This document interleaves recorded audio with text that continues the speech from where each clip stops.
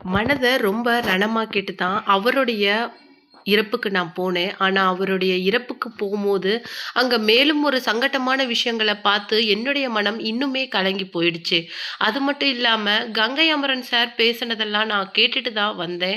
அப்போ எனக்கு தோணுன ஒரு விஷயம் என்ன அப்படின்னு சொல்லிட்டு பார்த்தீங்கன்னா, திரையுலகத்தோட ரொம்ப பெரிய ஒரு சாம்ராட்டா இருந்த ஒரு மனுஷனுக்கு பின்னாடி அவருடைய இறப்புல இவ்ளோ விஷயங்கள் இருந்திருக்கா? தன்னுடைய இறப்பு காலங்கள்ல கூட இவ்வளவு வலிகள அவர் தாங்கியிருக்காரா? அப்படின்னு சொல்லிட்டு நெனைக்கும்போது, ரொம்பவும் கொடுமையா இருக்குது. அது மட்டும் இல்லாம, நான் அங்க சந்திச்ச விஷயங்கள எனக்கு இன்னுமே நினைவுல இருக்குது. அதுல ஒரு முக்கியமான விஷயம், ராதிகா சரத்குமார் மேமா இருக்கட்டும், இல்ல கங்கை அமரன் சாரா இருக்கட்டும், எந்த அளவுக்கு பாரதி ராஜா சாரோட நெருங்கி பழகியிருந்தாங்கன்னா, அவங்களுடைய இறப்பு அவங்களுக்கு அந்த அளவுக்கு வலிய குடுத்துருக்கும் அப்படின்னு சொல்லிட்டு, நெறைய விஷயங்கள ஓப்பனா பேசியிருக்காங்க நடிகர் கார்த்தி.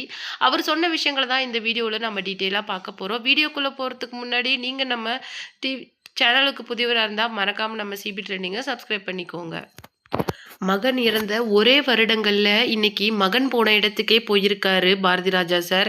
திரையுலகத்தோட மிகப்பெரிய ஒரு மைல்ஸ்டோன் அப்படின்னே சொல்லலாம். அது மட்டும் இல்லாம ஸ்டூடியோலயே இன்னைக்கு படங்கள எடுத்துட்டு இருந்த நெறைய விஷயங்கள இன்னைக்கு இயற்கையோட ஒன்றிணைச்சு பெரிய பெரிய ஹீரோக்கள் அதுவும் இல்லாம நெறைய அவருடைய படங்கள்ல ஹீரோயின்ஸ அவருடைய லக்கி நேமான ஆர் அப்படிங்கிற பேர்ல இன்ட்ரோடியூஸ் பண்ணியிருப்பாரு.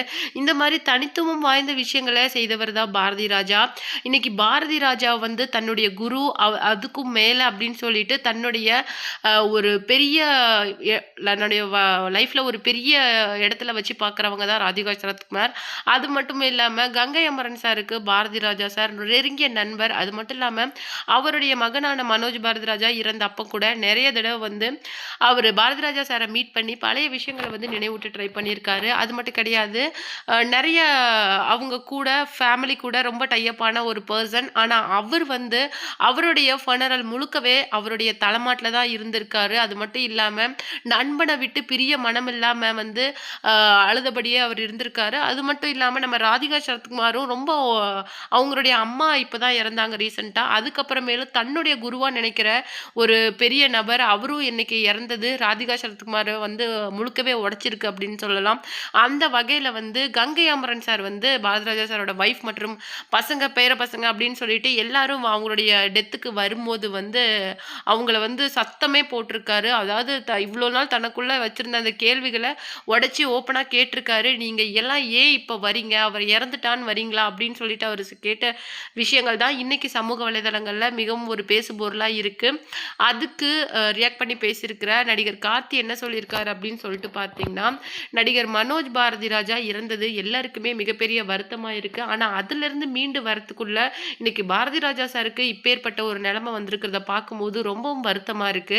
ஆனா அவருடைய அந்த தனிமை காலங்கள்ல இந்த அளவுக்கு அவரு கஷ்டங்கள அனுபவிச்சிருந்திருக்காரா? அதாவது கூட தன்னுடைய கவலைகள ஷேர் பண்றதுக்கு மனைவியோ, குழந்தைகளோ யாருமே இல்லாத தனிமையிலேயே அவர் கிட்டத்தட்ட 1 வருடங்கள் வாழ்ந்திருக்காரு, கழிச்சிருக்காரு அப்படின்னு நினைக்கும்போது ரொம்பவும் கவலையா இருக்குது.